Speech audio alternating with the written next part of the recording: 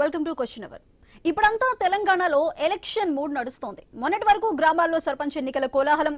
ఇప్పుడు త్వరలో జరగబోయే మున్సిపల్ ఎన్నికలకు అంతా రెడీ అయ్యారు. ఇంకా అధికారికంగా షెడ్యూల్ రాకపోయినప్పటికీ ఈ నెలాఖరుకు నోటిఫికేషన్ వస్తుందన్న టాక్ మాత్రం జోరుగా వినిపిస్తోంది. పట్టణాల్లో ప్రధాన పార్టీలు హడావిడిని కూడా మొదలుపెట్టాయి. ఇప్పటికే బీఆర్ఎస్ పట్టణాల్లో చుట్టేస్తుంది. ఇక సీఎం రేవంత్ కూడా ఈ నెల 18 తర్వాత జిల్లా పర్యటనలకు వెళ్తారని ప్రచారం జరుగుతోంది. దీనంతటికీ కారణం కూడా ఒకటే, వచ్చే మున్సిపల్ ఎన్నికల్లో అత్యధిక మున్సిపాలిటీలను కైవసం చేసుకోవాలని కాంగ్రెస్ బీఆర్ఎస్ లు చూస్తున్నాయి. ఒక అడుగు ముందుకు వేసిన సీఎం రేవంత్ ముందే ఉద్యోగులను బుట్టలో వేసుకునేందుకు హామీల వర్షం కురిపించారన్న టాక్ మొదలైంది. ఇంతకాలం లేనిది నిన్న ఉద్యోగ సంఘాలతో భేటీ అయిన సీఎం పెండింగ్ లో ఉన్న డిఏ పెంపుపై కీలక నిర్ణయం తీసుకున్నారు. దాదాపు 4% పెంచుతున్నామంటూ ఉద్యోగుల సమావేశంలో ప్రకటించారు. పెరిగిన డిఏ కూడా 2024 జూలై 1 నుంచి వర్తింపజేస్తూ జీవో జారీ చేసింది ప్రభుత్వం.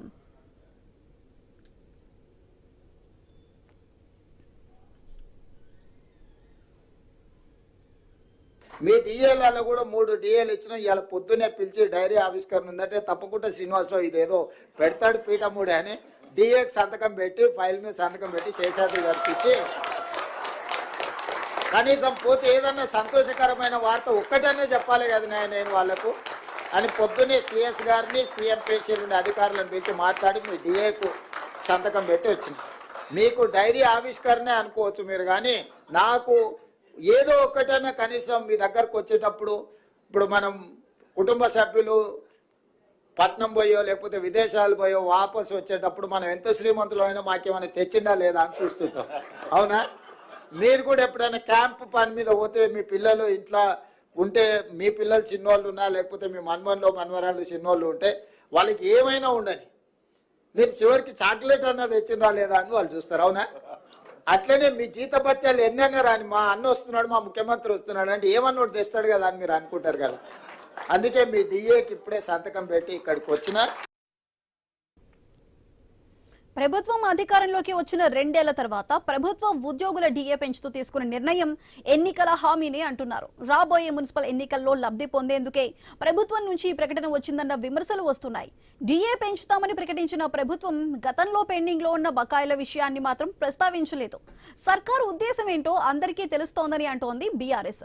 రేవంత్ సర్కార్ మున్సిపల్ ఎన్నికలను దృష్టిలో పెట్టుకుని జీవో ఇచ్చిందా? ప్రభుత్వ ఉద్యోగులను ప్రసన్నం చేసుకోవటానికే ప్రయత్నిస్తున్నారా? మిగిలిన బకాయిల సంగతి ఏంటి? పట్టణ ప్రాంతాల్లో జరిగే ఎన్నికల అధికార కాంగ్రెస్ పార్టీకి సవాల్గా మారబోతున్నాయా? ఉద్యోగుల్లో అసంతృప్తిని తగ్గించేందుకేనా ఈ తాయిలాలు? పట్టణాల్లోని గ్రౌండ్ లెవెల్లో పరిస్థితి టైట్ గా ఉన్నట్టు కనిపిస్తుంది. కాంగ్రెస్ కు పరిస్థితులు అనుకూలంగా లేవా అనే అంశాలే ప్రస్తుతం చర్చలో ఉన్నాయి.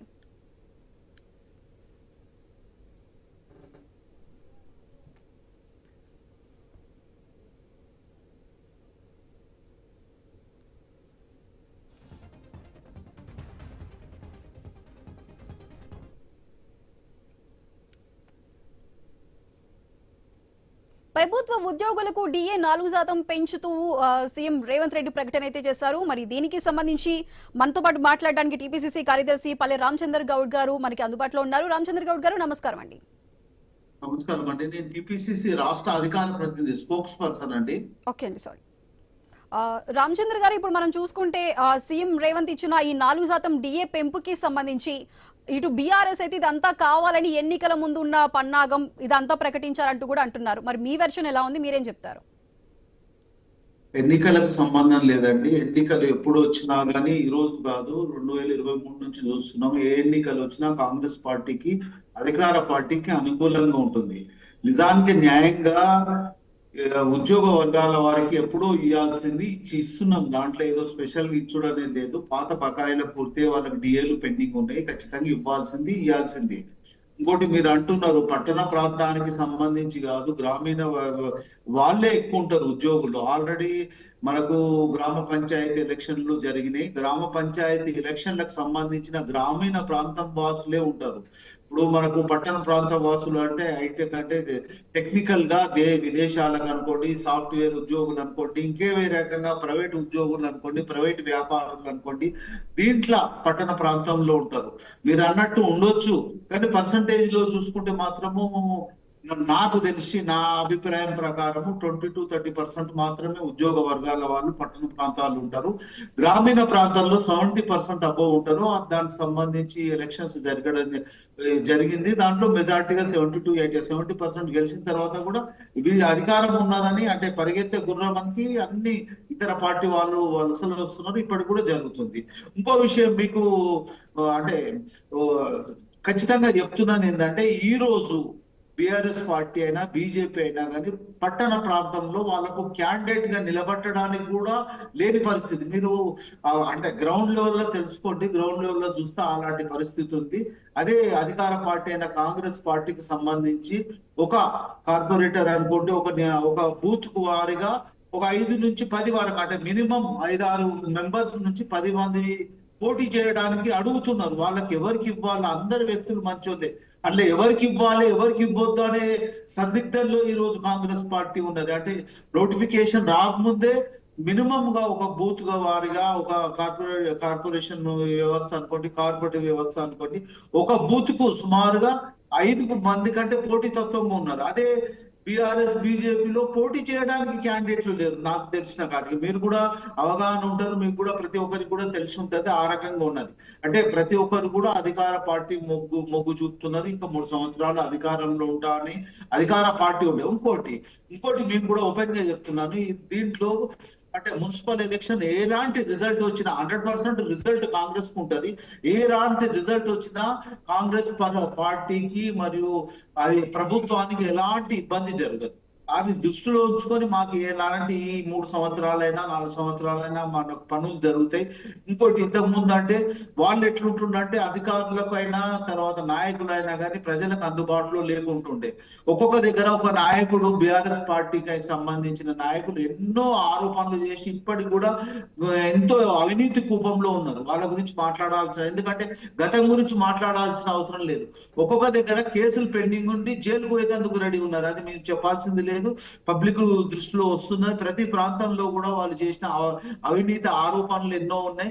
అది భూదందా అనుకోండి, ప్రతి దాంట్లో కూడా జరుగుతుంది.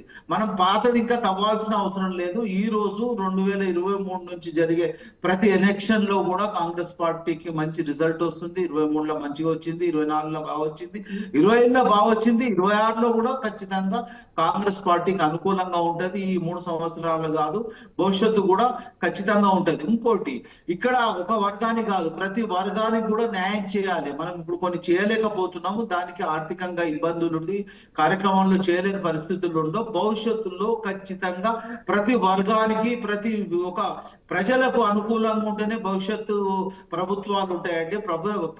ప్రజలకు అనుకూలంగా లేకుండా ఏ కార్యక్రమం చేసినా భవిష్యత్తు అనేది ఏ పార్టీకి ఎవరికి కూడా ఉండదు. ఈ రోజు బీఆర్ఎస్ పార్టీకైనా బీజేపీకైనా తెలంగాణ ప్రాంతంలో ఇబ్బందికరమైన పరిస్థితి ఉంది. కాంగ్రెస్ పార్టీ గంటాపదంగా చెప్తున్నారు 70-80% ఖచ్చితంగా ఉంటదండి. నువ్వు ఏది చేసినా చేయకున్నా గెలిచే పరిగెత్తే గుర్రం మీదే అందరు ప్రయాణించే వాళ్ళు ఉంటారు. పండుకున్న దాని గురించి ఆలోచించే రకంగా లేదు.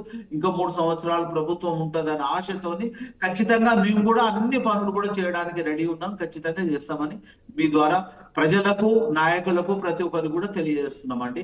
ఎవరన్నా మీరు బీజేపీ అయినా బీఆర్ఎస్ అయినా కానీ ప్రతిపక్ష పాత్ర కూడా పోషించలేదండి. మొన్న అసెంబ్లీలో అంతకుముందు చర్చిస్తామన్నారు, ఎలాంటి చర్చ కూడా లేకుండా పరిగెత్తిపోతున్నారు. కనీసం ప్రతిపక్షంగా ఉండి వాళ్ళు కొన్ని సలహాలు ఇవ్వండి, సలహాలు ఇచ్చి మీరు మళ్ళీ మీ దగ్గరకు వస్తానండి. మనతో పాటు రాజకీయ విశ్లేషకులు నర్రా విజయ్ గారు కూడా అందుబాటులో ఉన్నారు. విజయ్ గారు నమస్కారం అండి. నమస్కారం అండి. విజయ్ గారు, ఉద్యోగుల డిఏ పెంచుతూ కాంగ్రెస్ ప్రభుత్వం రేవంత్ రెడ్డి తీసుకున్న ఈ నిర్ణయాన్ని ఓ పక్కన బీఆర్ఎస్ ఇక్కడ పట్టణాల్లో గ్రౌండ్ లెవెల్లో కాంగ్రెస్ పార్టీకి సిచ్యువేషన్ బాగోలేదు కాబట్టే ప్రభుత్వ ఉద్యోగులను తన వైపు తిప్పుకోవడానికి ఈ నిర్ణయం తీసుకుంది, ఈ హామీ అమలు చేస్తుంది అంటున్నారు. మరి మీరేం చెప్తారండి? అది నిజమే కనిపిస్తుందండి. ఎన్నికలు వస్తున్నటువంటి సందర్భంలోనే అటు పంచాయతీ ఎన్నికలప్పుడు ఒక తీరుగా వివరించారు, ఇప్పుడు మున్సిపల్ ఎన్నికలు, గ్రామ పంచాయతీ ఎన్నికల అప్పుడు వ్యవహరించిన తీరు, రైతులకు ఏ రకమైనటువంటి అవసరాలు ఏంటి అనేది అప్పటికప్పుడు చూసుకొని వేసినటువంటి కొన్ని ఉన్నాయి. ఇప్పుడు మున్సిపల్ ఎన్నికల్లో ఎక్కువగా ఉద్యోగులు ఉన్నారు, ప్రభుత్వ ఉద్యోగులు కీలక పాత్ర పోషిస్తారు, ఒక డిసైడింగ్గా ఉంటారు. వాళ్ళకి ఇప్పటికే ఇచ్చిన డిఏలు పెండింగ్ బిఏల మీద రోజు వాళ్ళు ఆందోళన వ్యక్తం చేస్తున్నటువంటిది, పెన్షనర్లకు చాలా ఇబ్బందికరమైనటువంటి పరిస్థితులు వస్తున్నాయి. పెన్షనర్లు, అదేవిధంగా ప్రభుత్వ ఉద్యోగులు, వీళ్ళందరికీ ఇబ్బందికరమైనట్టు ఇస్తా అన్న ఇవ్వలేనటువంటి పరిస్థితిలోకి పోయారు. అయినా డిఏలు ఇంకా 5 పెండింగ్లో ఉన్నాయి. ఒక డిఏ ఇచ్చినప్పటికీ 5 డిఏలు పెండింగ్లోనే ఉన్నటువంటి అంశం కనిపిస్తుంది. అది బుజ్జగించే ప్రయత్నం. నేను ఆ ప్రెస్ కాన్ఫరెన్స్లో చూస్తే కూడా నేను ఎవరెవరు ఇంటికి వస్తే చాక్లెట్ ఆశిస్తారు, ఇంకోటి ఆశిస్తారు. నేను అన్నలా ఏదో వచ్చినప్పుడు డైరీ ఆవిష్కరణకు వస్తుంటే ఈరోజు పోయి సంతకం పెట్టి వచ్చిన, ఇప్పుడే సంతకం పెట్టి వస్తున్నా, అవన్నీ అంటే కొంచెం బుజ్జగించే చర్యలాగానే కనిపించింది తప్ప ఒక కాన్ఫిడెంట్గా మీకు నమ్మకంగా ఈ నెలని పూర్తిగా ఇచ్చేస్తా అనే విషయాన్ని మాత్రం ఆయన చెప్పలేకపోతున్నాడు. ఎందుకు చెప్పలేకపోతున్నాడు? పరిపాలన ఆదాయం పెంచుకోవాల్సినటువంటి అవసరం ఉంది. ఆదాయము పెంచలేనటువంటి రీతిలో తన విధాన నిర్ణయాలు ఉంటున్నాయి. 30,000 కోట్లు నెలకు కావాలని అంటారు. మరి అధికారంలో వచ్చినప్పటి నుంచి అదే ముచ్చట చెప్తుంటే ఎలా నమ్ముతారు? అధికారంలో రాకముందంటే ఇవన్నీ తెలుసు. ఎందుకంటే 60 సంవత్సరాల నుంచి పరిపాలన అనుభవం ఉందనేదే చెప్పారు. మేము వస్తే ఇవన్నీ మేము టక్క చేసేస్తామని చెప్పినటువంటి విషయం వాళ్ళు ఎన్నికల ముందు చెప్పారు. చెప్పిన తర్వాత అది చేయాల్సినటువంటి బాధ్యత ఉన్నది. మీరు రాష్ట్ర ఆదాయాన్ని పెంచాల్సినటువంటి అవసరం ఉండే. రాష్ట్ర ఆదాయాన్ని పెంచి మీరు అందరికీ ఇచ్చేయాల్సినటువంటి అవసరం ఉండే. అప్పుల మీద ఏడ్చుడు, అప్పులకు సంబంధించిన ఊకే అప్పుల మీద చెప్పడం వల్ల కూడా ఉపయోగం ఉండదు. మీ పర్ఫార్మెన్స్ చూపించాలి. మీ పర్ఫార్మెన్స్ ఆడ జీరో అయిపోయింది. ఎందుకంటే విధానపరమైనటువంటి సరైన విధాన నిర్ణయాలు తీసుకోక రియల్ ఎస్టేట్ ఆదాయం పడిపోయింది, జనరల్ ఆదాయం పడిపోయింది. ఇక ఏం చెప్తున్నారు? ఇక టైట్ చేయండి ఈ డబ్బులు వసూలు చేసే విషయం. నిన్న చెప్పిండి అది కూడా చాలా టైట్ చేయండి, మొత్తం ఎక్కడికక్కడ టైట్ చేసేసి ఆఖరికి వేరే దగ్గర పోయి చలాన్ల విషయం కూడా ఆటోమేటిక్గా చలాన్లు కట్టే విధంగా చూసుకోండి. ఇట్లా ఫోటో కొట్టగానే చలాన్లు వచ్చేయాలడం అంటే ప్రజలని పీడించడం, ప్రజలని ఇబ్బందికరంగా చేసి తీసుకోవాలనే దగ్గరకు వచ్చేసారు తప్ప తన పరిపాలనలో ఓ విధానాన్ని మార్చుకుందాం, పరిపాలన విధానాల వల్ల ఇబ్బంది లేకుండా ఒక రాష్ట్ర ఆదాయాన్ని పెంచేటువంటి తన విధానాల వల్ల ప్రొడక్షన్ పెంచి, అదేవిధంగా వ్యవసాయానికి సంబంధించినటువంటి కావచ్చు, పారిశ్రామిక ప్రొడక్షన్ పెంచి, సేవా రంగంలో ఉత్పత్తులు పెంచి, ఈ రకమైనటువంటి విధాన నిర్ణయం తీసుకొని ఆ రకమైనటువంటి ఆలోచన కాకుండా ఎక్కడ ఉన్నాయో ఇంకా మరింత ఎక్కడ పడితే అక్కడ ప్రజలకు ఏడ పోకుండా అక్కడ మనం టైట్ చేసి చెవులు బిండి వసూలు చేయాలనేటువంటి రీతిలో ఎంప్లాయీస్కి కూడా చెప్పడం జరిగింది. ఈ ఎంప్లాయీస్కి పోలీసు వాళ్ళకి చెప్పారు, ఇటు ఎంప్లాయీస్కి చెప్పారు. ఈ రకమైనటువంటి యాటిట్యూడ్ తోటి పరిపాలన చేస్తుంది కాబట్టి ఆదాయం పెరగట్లేదు. ఎంత పెరుగుతుంది? ఆఖరికి మీరు ఏమైనా చేసుకోరు, మేము ఇవ్వలేని పరిస్థితిలోకి ఉన్నాం. జిఎస్టీ మీద చెప్పిండే ఓనర్స్ ఇట్లా ఉంటారు, కిరాయికి ఇచ్చుకుంటారు, ఆ ఇళ్ళ నుంచి తీసుకోవాలి ఇది అని చెప్తాడు. నువ్వు ఆ లెక్కలు చెప్పే బదులు మీరు ప్రొడక్షన్ పెంచే అటువంటిది ఇంకో 4 బిల్డింగ్లు కట్టే విధంగా, 4 అపార్ట్మెంట్లు ఎక్కువ అమ్ముడుపోయే విధంగా ఆ రకమైనటువంటి విధానాలు ఉండాలి కదా. మీరు ఈ రకమైనటువంటి విధానాలు లేక రాష్ట్ర ఆదాయం పడిపోయింది. రాష్ట్ర ఆదాయం గతం కంటే వచ్చినప్పటికంటే ఇప్పుడు పడిపోయినటువంటిది మీ విధానాల వల్లనే. ఆ పడిపోవడంతో అన్ని సమస్యలు వస్తున్నాయి. ముఖ్యంగా అంటూనే ఉన్నారు పెన్షనర్లు ఆరోగ్యానికి ఇబ్బంది అవుతుందని ముఖ్యమంత్రి అనుకుంటా వాళ్ళు రోజు ఆందోళన కూడా చేసినటువంటి సందర్భం ఉన్నాయి. వాళ్ళకి ఏదైనా ఒకటి చూపించలే కదా. ప్రభుత్వ పెన్షనర్లకు సంబంధించి వాళ్ళ ఆరోగ్యానికి రిటైర్డ్ అయిన టీచర్ కావచ్చు, ఆరోగ్యానికి బిల్లులు రాక చాలా ఇబ్బందికరమైన పరిస్థితి ఎదుర్కొంటున్నటువంటి అంశం ఉన్నది. వాళ్ళ అంశాన్ని పరిష్కరించలేకపోయారు. ఏదో ఆ టైంకి వచ్చి నిన్న డైరీ ఇనాగ్రేషన్ చేస్తున్నాం కాబట్టి ఏదో చాక్లెట్ ఇచ్చిన ఆయనే అన్నాడు, చాక్లెట్ ఆశిస్తారు, ఇంకోటి ఆశిస్తారు, ఇదోటి ఆశిస్తారు అని. మీరు ఇవ్వాల్సింది భోజనం పెట్టి మంచి చేయాల్సినటువంటిది ఒక కంటిన్యూయేషన్ ప్రాసెస్లో అన్నీ ఫినిష్ కావాల్సినటువంటి సందర్భంలో మీరు ఇది కేవలం అందుకే కనిపిస్తుంది. చాక్లెట్ ఇచ్చి ఎలక్షన్లు వస్తున్నాయి, కొంచెం మున్సిపల్ ఎలక్షన్లో చూసుకోండి అని చెప్పినట్టే ఉన్నది. ఇది అందరికి అర్థమవుతున్నట్టు, ప్రజలందరికీ కూడా అర్థమవుతున్నటువంటి అంశం. అంటే ప్రభుత్వం అందుకే పూర్తిగా ఎలక్షన్ ఓరియంటెడ్గా ఓట్లు ప్రభుత్వ ఉద్యోగులను కూడా ఎలక్షన్ ఓరియంటెడ్గానే చూసేటువంటి సిచ్యువేషన్కు రాజకీయాలు తీసుకుపోవడం అనేది సరైనటువంటి రాజకీయం అనిపించుకోరు, సరైనటువంటి రాజనీతిజ్ఞత అనిపించుకోదు, సరైన రాజకీయ నాయకుడు అనేటువంటి అంశం అయితే సరిపోదు. సరైన పరిపాలకుడికి కూడా అనిపించుకోనటువంటి అంశం. మీకున్న ఇబ్బందులు చెప్పుకోవచ్చు, కానీ ఇబ్బందులు చెప్పుకుంటే కడుపు నిండే కదా. మీరు పరిష్కరిస్తారనే సీఎం అయినటువంటి అంశం. ఇబ్బందులు ఉన్నాయనే తెలుసు, రాష్ట్రానికి సంబంధించినటువంటి ఇబ్బందులు ఉన్నాయనే తెలుసు, అధికారంలోకి వచ్చే ముందే తెలుసు. వాటిని మీరు పరిష్కరించలేకపోయారు. 2 సంవత్సరాల అవకాశం వచ్చినా వాటిని పరిష్కరించి ఉద్యోగులకు కావాల్సిన న్యాయం సామాన్య ప్రజలకు కావాల్సిన న్యాయం పూర్తి స్థాయిలో చేయలేకపోయి నాకు నెలకు 30,000 కోట్లు కావాలి ఇవన్నీ అని చెప్పుకుంటే తిరిగితే ఏమొస్తుంది? అది అది మీరు టైంపాస్ చేస్తున్నట్టే ఉంటుంది తప్ప టైంపాస్ కోసం చెప్పినట్టే వ్యవహారము ఎలక్షన్లో గట్టెక్కడానికి చెప్పినటువంటి అంశం కిందనే చూసుకోవాల్సినటువంటి అవసరం ఉంటుంది. ఓకే, రామచంద్ర గారు మీరు చెప్పండి, కాంగ్రెస్ ప్రభుత్వం అధికారంలోకి వచ్చి 2 ఏళ్ళు అవుతున్న తర్వాత ఇప్పుడు ఉద్యోగులకు డిఏ పెంచడం వరకు మాత్రమే ప్రకటించారు, కానీ పాత బకాయిల సంగతి మాత్రం మాట్లాడలేదు. మరి పాత బకాయిల సంగతి ఏమంటారు?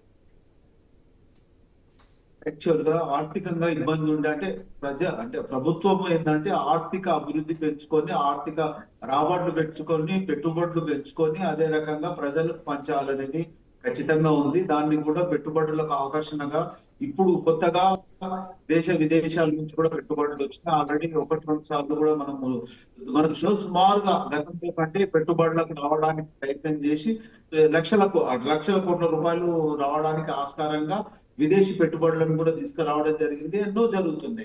మళ్ళీ ఇప్పుడు కూడా 19th రోజు కూడా దావోస్ కు పోవడానికి కూడా ఆస్కారం ఉంది. అప్పుడు కూడా పెట్టుబడులు అంటే దేశంలో ఏ రాష్ట్రంలో లేని పెట్టుబడులను కూడా తీసుకురావడానికి ప్రయత్నం చేయడం జరిగింది. ఆ పెట్టుబడిలో కూడా కార్యాచరణ జరిగి 60 to 70%, 60% మాట ఇచ్చిన కాడికి పెట్టుబడులు కూడా జరిగి కార్యక్రమాలు జరుగుతున్నాయి. అది డెవలప్మెంట్ ఒక బాధ్యత. అదే రకంగా ఇప్పుడు 19th దావోస్ వెళ్ళి అప్పుడు కూడా కొన్ని పెట్టుబడులు తీసుకురావడం జరుగుతుంది. అది కూడా రికార్డెడ్ కూడా ప్రతి ఒక్కరికి కూడా తెలిసే విషయంగా జరుగుతుంది. పెట్టుబడుల్లో మనకు ఓన్లీ పెట్టుబడులు తీసుకురావడం కాదు, నిరుద్యోగ సమస్యలను ఉపాధి కల్పన చేయడము, తెలంగాణ రాష్ట్రానికి అన్ని రకాలుగా అభివృద్ధి చేసే కార్యక్రమాలు చేయాలనేది ఒక దృష్టి. అదే రకంగా మీరు అన్నట్టు ఇప్పుడు చాలన్ల గురించి మాట్లాడితే, చాలన్లు అంటే ఓన్లీ డబ్బులు ఆశించడం కాదు, వాళ్లకు రక్షణ కల్పించి అంటే క్రమ పద్ధతి ప్రకారము నామ్స్ ప్రకారము మీరు వెహికల్ స్పీడ్ నడిపేయడము పద్ధతి ప్రకారం నడిపేయాలి. రాంగ్ రూట్ లో చేసుకొని మీరు అక్రమాలు చేయకుండా చేయడానికి చేయడం జరిగింది. ఇవాళ కొత్తగా ఈ ఛానళ్ళు చేయడం లేదు, పాత రోజుల నుంచి కూడా జరుగుతుంది. పాత రోజుల్లో కూడా ఒకసారి ఛానల్ వేసిన తర్వాత ఒక టైంలో మినిమం 100 రూపాయలు ఉంటే 50% డిస్కౌంట్ చేసిన పరిస్థితి ఉండే. అది 4-5 సంవత్సరాల ముందు ఉండే. ఈ రోజు ఏ ఛానల్ పడ్డా వాళ్ళకి ఏ ఫైన్ పడ్డా ఖచ్చితంగా వసూలు చేస్తుండ్రు, ముక్కుపిండి వసూలు చేస్తుండ్రు. ఈ ప్రభుత్వం నుంచే కాదు, పాత రోజుల నుంచి కూడా జరుగుతుంది. దాంట్లో ఉద్దేశం ఏంటంటే మీరు నామ్స్ ప్రకారం పద్ధతి ప్రకారము మీ రక్షణ ప్రకారము ప్రజలు రక్షణ పద్ధతి ప్రకారం నడిపియండి. అంటే నిబంధనలకు విరుద్ధంగా మీరు నడిపియాల్సిన అవసరం లేదు. మీ ప్రాణకు అంటే వీళ్ళు ఇచ్చిన ఈ ఫైన్ గురించి ఆలోచించాల్సిన అవసరం లేదు. వాళ్ళ రక్షణగా వాళ్ళ జీవితాలే నష్టం జరగకుండా ఉండాలనేది ఒక భయం సృష్టించాలనే రకంగా మీరు చాలాలు వసూలు చేయడానికి చెప్పడం అది సమంజసమే. అదే రకంగా ఇంతకు ముందు బీహార్ లో ఏమైందంటే మహిళలకు సుమారుగా 60-70 లక్షల మంది మహిళలకు ఎట్ ఏ టైం ప్రతి అకౌంట్ లో 10,000 వేసిన ఘనత బీజేపీ వాళ్ళకు ఉన్నది. ఆ రకంగా చేయలేదు. ఇప్పుడు చేయాలనుకుంటే మహిళలకు ఏదో రకంగా అంటే ఓటర్లకే డైరెక్ట్ ఇచ్చే పద్ధతి ఉంటుండే. దాంట్లో కాంగ్రెస్ పార్టీ పోవడం లేదు. అది భవిష్యత్తులో మహిళలకు ఇచ్చిన మాటను నెరవేర్చే రకంగా ఆఫ్టర్ ఎలక్షన్ల తర్వాత మేము పార్టీలో చర్చించడం జరుగుతుంది. ఎందుకంటే మనం ఇంతకు ముందు ఎలక్షన్ల ముందు ఇచ్చిన మాటను ప్రతి ఒక్కటి కూడా నెరవేర్స్తేనే మనము అంటే భవిష్యత్తులో జరిగే మనకు అసెంబ్లీ ఎలక్షన్ల వరకు అన్ని కార్యక్రమాలు చేయడం జరుగుతుంది. ఎందుకంటే మాట తప్పడం అనేది కాంగ్రెస్ పార్టీలో లేదు. ఖచ్చితంగా అది చేసే కార్యక్రమం అదే ఇప్పుడు చేస్తే ఉంటుండే. కానీ మేము ఈ అసెంబ్లీ అంటే మన ఈ మున్సిపల్ ఎలక్షన్ లో దృష్టిలో పెట్టుకొని అలాంటివి కూడా కార్యక్రమం చేస్తున్నాం. కానీ పాత బకాయిలు ఉన్నాయి. దాంట్లో కూడా నేను ఇంతకు ముందు చెప్పాను, దాంట్లో 20 to 30% మాత్రమే ఎంప్లాయీస్ ఉంటారు. వాళ్ళు కూడా 10 లక్షల్లో సుమారుగా 2-3 లక్షల వరకే అంటే పట్టణ ప్రాంతాల్లో ఉంటారు. గ్రామీణ ప్రాంతాల్లో 20 లక్షల మంది ఉద్యోగ ఆల్రెడీ గ్రామ పంచాయతీ ఎలక్షన్లు అయిపోయినాయండి. 70% అబోవ్ ఉద్యోగులు ఉండే దాంట్లో అయిపోయింది. దీంట్లో కాదు. కానీ నిజానికి న్యాయంగా వాళ్ళకి రావాల్సింది ఇంకా ఉన్నది. నేను ఇంతకు ముందు మాట్లాడాల్సిన విషయం ఏంటంటే ఖచ్చితంగా కూడా వాళ్లకు అంటే ఉద్యోగ వర్గాల వారికి ప్రతి వర్గానికి కూడా న్యాయం చేసే రకంగా ఉండాలి. అప్పుడే ప్రభుత్వానికి మనుగడ ఉంటది. ఎలాంటిది కూడా వాళ్లకు శ్రమ దోపిడీ అనేది ఉండదు. శ్రమకు తగ్గ ప్రతిఫలం ఉండాలి. అది ఈ రోజు కాదు, ప్రతి సంవత్సరం కూడా వాళ్ళకు డిఏలు అనుకోండి ఏదైనా కానీ వాళ్ళకి సంబంధించిన కార్యక్రమం అనేది ప్రతి ఒక్కరు చేయాలి. ఇప్పుడు ఎంప్లాయీస్ కూడా కార్యక్రమాలు కూడా వచ్చే నెలలో మార్చి వరకు సుమారుగా 20,000 నుంచి 30,000 ఉద్యోగాలను కూడా ఇవ్వడానికి కూడా రెడీ చేయడం జరుగుతుంది. ఆ ఉద్యోగాల కొత్త నియామకాలు కూడా జరుగుతాయి. దాంతో పాటు అభివృద్ధి కార్యక్రమాలు కూడా జరుగుతాయి.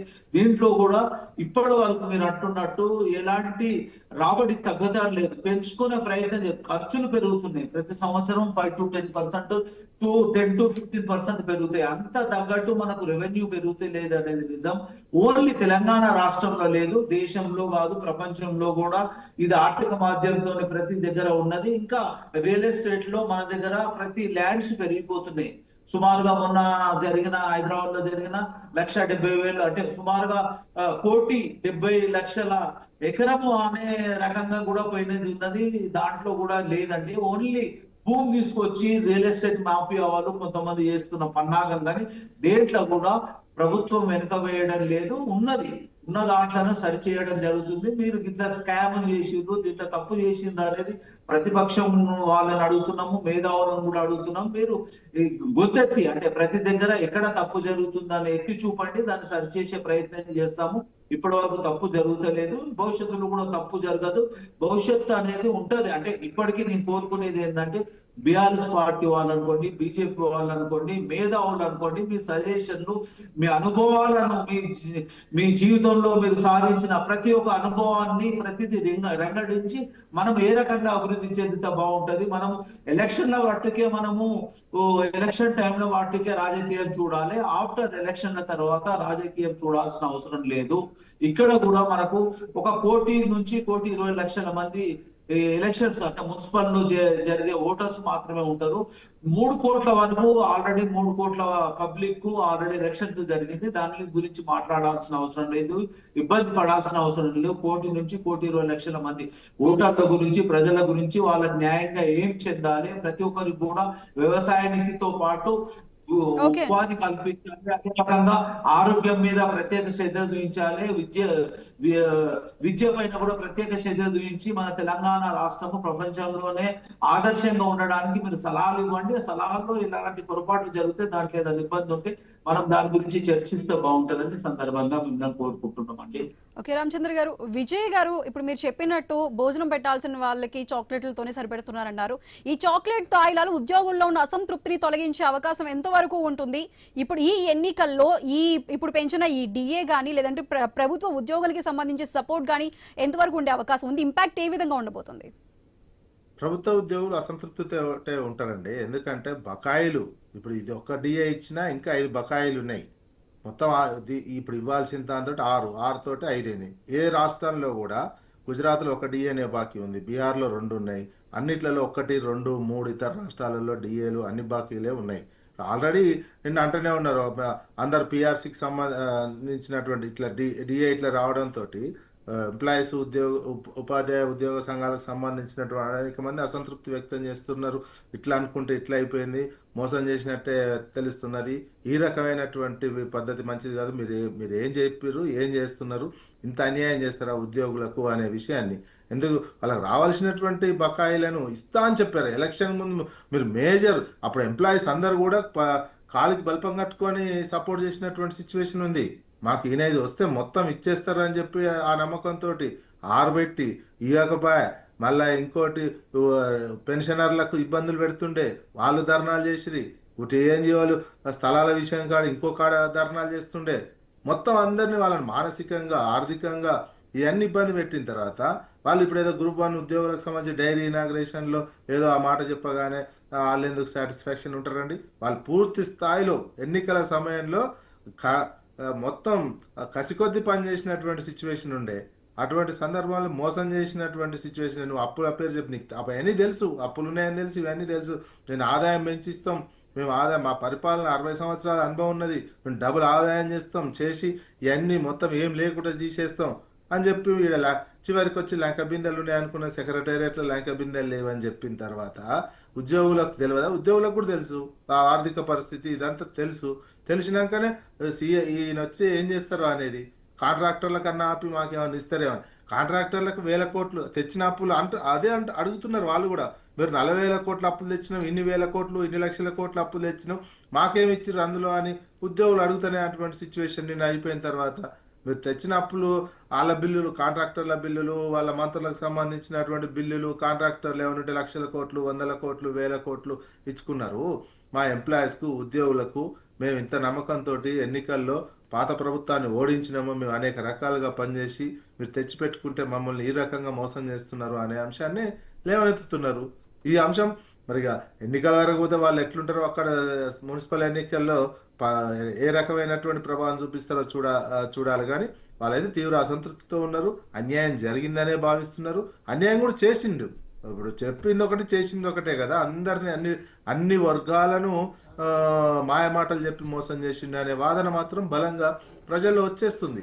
నువ్వు రైతు బంధువు పూర్తిగా ఏవైతేవి, రైతు రుణమాఫీ సరిగా చేయవైతేవి, ఉద్యోగులకు పెన్షనర్లకు సరిగా ఇవ్వైతేవి, అదేవిధంగా ముసలోళ్ళ పెన్షన్లు సరిగా ఇవ్వలేకపోతేవి, అదేవిధంగా మహిళలకు 2500 ఇస్తా అని ఇవ్వకపోతేవి, అన్ని వర్గాలను మోసం చేసి నిరుద్యోగులకు ఇస్తా అని వాళ్ళు రోజు ధర్నాలే చేస్తున్నారు. అశోక్ నగర్లో అవన్నీ చేస్తూనే ఉన్నారు. మీరు అన్ని వర్గాల ప్రజలను ఈ 2 సంవత్సరాల కాలంలో పూర్తిగా మోసం చేసిరని అన్ని వర్గాల ప్రజలు భావించే రోడ్ల మీదకి వచ్చి ధర్నాలు చేస్తున్నారు. ఆఖరికి ఇలా ఒక డిఏ ఇస్తేనన్నా ఎలక్షన్లు ఏమన్నా మాఫీ చేస్తారు అనే యాంగిల్లో చూసే దగ్గరికి వచ్చిందంటే పూర్తిగా పతనావస్థలో ఉన్నారని అర్థమవుతుంది. ఓకే విజయ్ గారు, థ్యాంక్ యూ సో మచ్ అండి. రామచంద్ర గారు, థ్యాంక్ యూ అండి. సో మనం చూసుకోవచ్చు, ఉద్యోగుల డిఏ పెంచుతూ తీసుకున్న ఈ నిర్ణయాన్ని ఒక పక్కన కాంగ్రెస్ ప్రభుత్వం ఎన్నికల హామీని మేము నెరవేర్చామని చెప్తోంది. మరో పక్కన చూసుకుంటే బీఆర్ఎస్ పార్టీ అయితే ఇది మున్సిపల్ ఎన్నికలు, రాబోతున్న మున్సిపల్ ఎన్నికలకి సంబంధించి ప్రభుత్వ ఉద్యోగులలో ఉన్న అసంతృప్తిని తొలగించడానికి ఇటువంటి తాయిలాలు ఇస్తున్నట్లుగా బీఆర్ఎస్ అయితే ఓ పక్కన ఆరోపణలు చేస్తుంది. ఏది ఏమైనా సరే మున్సిపల్ ఎన్నికలకి సంబంధించి హీట్ అయితే మొదలైందని చెప్పుకోవాలి. ఇది వాళ్ళ question hour. Keep watching I news.